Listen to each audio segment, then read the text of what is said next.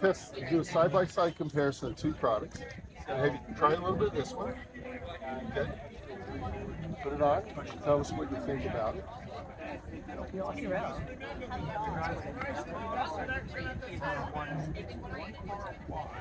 And what we did to keep it a fair, comparison, we just have you rinse your hands off and Wash your hands real quick.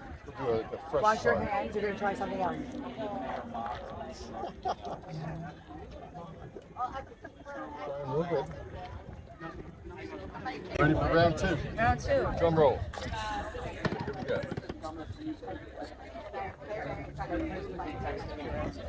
That's fine.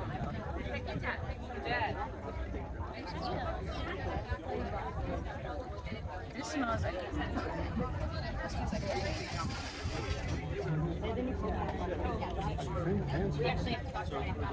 it's lighter. This is thicker. This has more ingredients in it. This doesn't have. This is yours? Yeah. Which one would you buy if you were to buy one right now? If you were you were at the counter and you had to buy one, which one would you buy? See.